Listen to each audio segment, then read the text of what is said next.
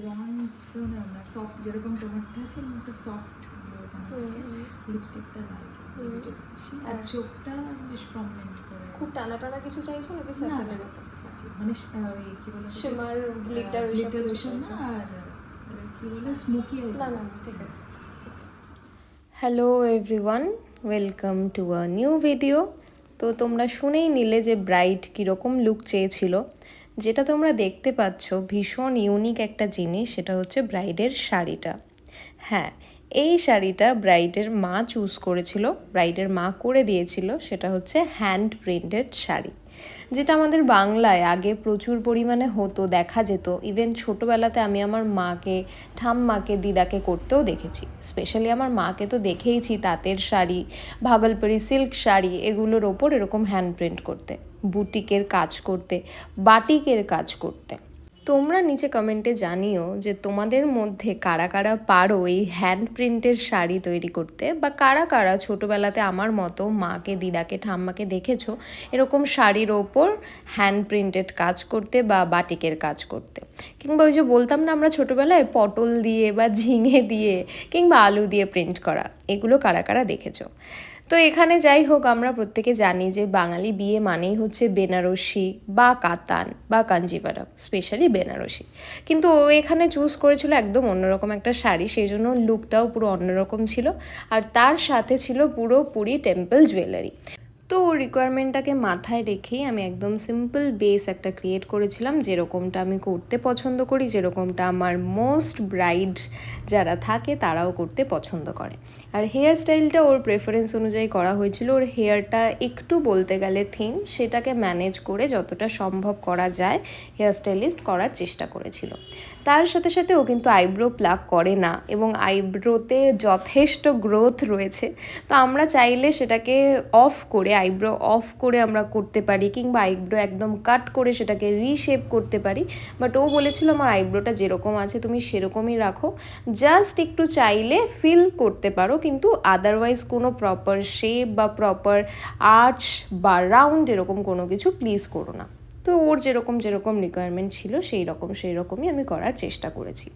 তোমাদের অনেক সময় অনেক কোয়েরি থাকে, স্পেশালি যারা ব্রাইড রয়েছো কিংবা যাদের বিয়ে হবে এরকম ব্যাপার, যে তোমরা একদিনে কি করে 3টে 4টে 5টা 6টা 7টা ব্রাইডাল করো।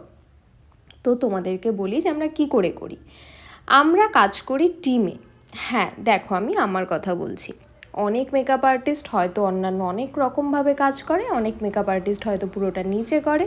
তো আমি অন্য কারোর কথা জানি না, আমি যেভাবে করি সেটা হচ্ছে আমার টিম থাকে। তো হেয়ার আলাদাভাবে যান, মানে হেয়ার স্টাইলিস্ট আলাদাভাবে যান, কলকা আর্টিস্ট আলাদাভাবে যান। তো এক একটা জায়গার এক একটা স্লট ওয়াইজ আমরা স্লট নিজেরা নিজেদের মতো করে টিমে ভাগ করে নিই, এবং সেইভাবেই যাতে কাজটা করতে সুবিধা হয়, কাজটা এগিয়ে থাকে, কাজটা প্রপারলি হয়, এবং তার সাথে সাথে যাতে ব্রাইডের কোনো রকম কোনো প্রবলেম না হয় সেটাকে মেনটেন করে কিন্তু কাজ করার চেষ্টা করি। আরেকটা জিনিস মাথায় রাখবে, অনেক সময় অনেক মেকআপ এরকম হয় যে মেকআপগুলো অক্সিডাইজ করে। তো সেক্ষেত্রে কি করতে হয়, তাতে যে মেকআপ কোম্পানির খুব দোষ বা ফাউন্ডেশনটা খুব খারাপ সেটা কিন্তু নয়।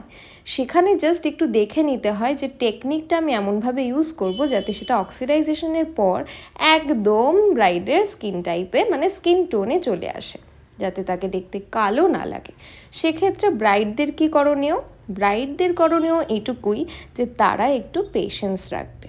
মানে যখন আমি স্কিন টোনের থেকে 2 টোন লাইট করব, তখন অ্যাটলিস্ট আমার ব্রাইডদের তো ভয় পাওয়াটাই স্বাভাবিক, কারণ তারা সবসময় বলে দিদি প্লিজ যেটা আমার স্কিন টোন তুমি তাই রেখো, আমাকে ফর্সা করার দরকার নেই, আমাকে আমার স্কিন টোন থেকে খুব বেশি একদম সাদা পরি বানানোর দরকার নেই। তো আমি যেটা করি, যেই ফাউন্ডেশনগুলো অক্সিডাইজ করে আমি তাদের বলে দিই প্লিজ তোমরা ভয় পেও না, এটা কিন্তু অক্সিডাইজ হয়ে তোমার স্কিন টোনে চলে আসবে। এবং সত্যি কথা বলতে আমার বেশিরভাগ ব্রাইডরাই ভীষণ কোঅপারেটিভ, তার জন্য তারা আমাকে ট্রাস্ট করে সেই ট্রাস্টটা কোথাও গিয়ে রাখেও। আর তোমরা দেখতে পাচ্ছ কতটা সিম্পল কিন্তু কতটা গর্জিয়াস এবং সুন্দর লাগছিল ওকে। যেরকম হেয়ার সেরকম গয়না, সেরকম চন্দন, সেরকম মেকআপ, প্রত্যেকটা জিনিস জাস্ট এত সুন্দর করে একটা আরেকটাকে কমপ্লিমেন্ট করছিল যে কোনটা ছেড়ে তুমি কোনটার কথা বলবে। ওকে কীরকম লাগছিল, তোমাদের কীরকম লাগলো এই ইউনিক শাড়ি পরা আমার এই ব্রাইডটিকে, তোমরা কিন্তু প্লিজ জানিও।